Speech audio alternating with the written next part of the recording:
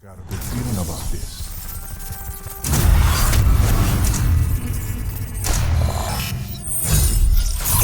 Nice.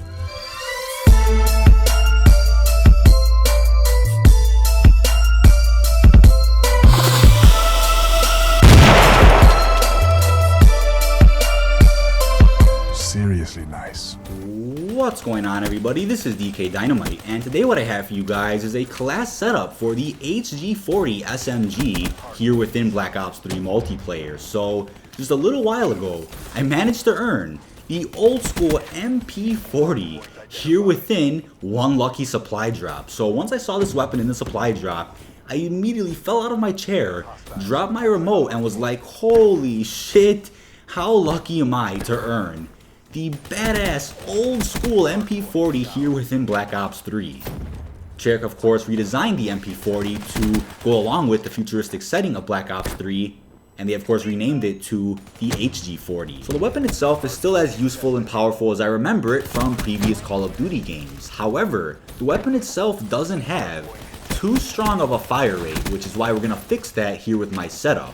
Now, my main tip with this weapon is to always be as quick, sneaky, accurate, and effective with this weapon. This will ensure you some badass gameplays here in multiplayer. So let's jump right into the setup.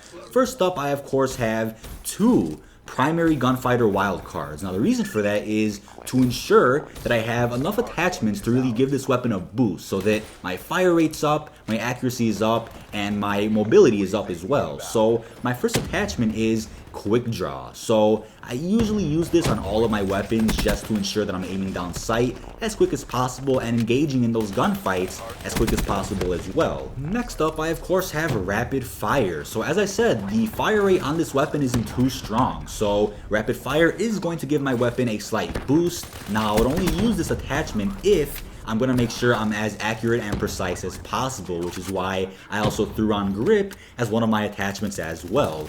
Grip will ensure that I'm staying focused and precise on the enemy that I'm shooting with my rapid fire, just to ensure that I'm not going to have too much kick on my weapon when aiming down sight.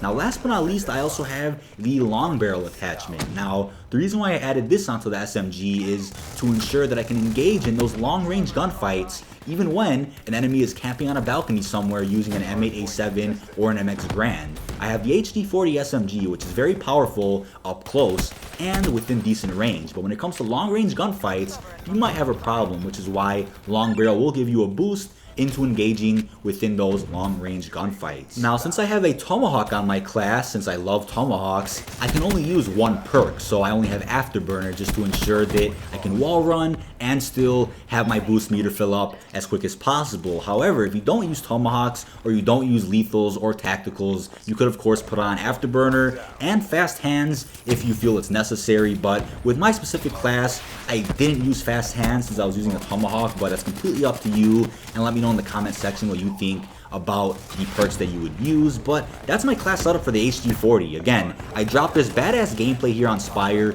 using this exact setup, and it was just a lot of fun. I think the HG-40 has a lot of potential, and hopefully in future Call of Duty games, the development teams also bring back classic weapons from World at War, Modern Warfare 2, and hopefully redesign them to go along with that specific setting of that specific Call of Duty game. But even though we have contracts here within Black Ops 3, which of course give you a better opportunity to earn the weapons that you may want, I still feel like weapons like the MX Grand, NX Shadowclaw, FFAR, HG-40 should all be available through separate microtransactions. Now, I've made plenty of videos before talking about a better solution to the issue.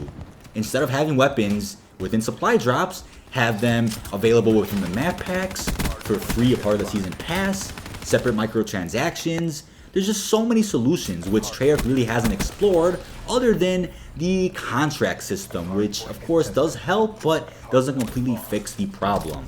But my honest assumption is that after the cycle ends for Black Ops 3, Treyarch will probably release all of these weapons as separate microtransactions here in game, similar to Call of Duty Ghost and Advanced Warfare, where Infinity Ward and Sledgehammer Games released their weapons after the game cycle was over. That's of course fair, but at the same time, the game cycle is over, so the hype is pretty much dead. But who knows, we'll have to wait and see what Treyarch ends up doing with these DLC weapons. Now, another thing I wanted to bring up was the fact that a lot of PC files actually revealed that weapons like the HG-40 and MX Grand should have been available as DLC weapons within the first map pack, Awakening. So that makes a lot of sense. We get 2 DLC weapons per map pack. That makes so much sense. But unfortunately, Treyarch had to pull those 2 weapons from map pack 1 and instead release them within the black market, just as Activision wanted. That's a completely different discussion for a completely different video based on business and marketing. So it sucks, I know, but at least Treyarch tried. They attempted to release these badass weapons within the first map pack. But I really hope you guys are enjoying the epic gameplay in the background. I actually joined a late Hardpoint match on Spire and managed to make a huge comeback with the team that I was given using the HG-40. I completely murdered the enemy team and earned all of my streaks, so on and so forth. Also stay tuned for a lot of Descent DLC coverage in the next couple of days. I have plenty of multiplayer videos, tomahawk montages, and a lot of episodes of zombie tips and tutorials covering everything there is to know on Garad Krovi. Stay tuned for all of that. One last thing, I recently earned a lot of melee weapons as well as the FFAR assault rifle within one extremely lucky supply drop. So I'll be covering all those new weapons as well in the next couple of weeks. Thanks for watching, everybody. Leave all your thoughts and feedback down below in the comment section. Peace.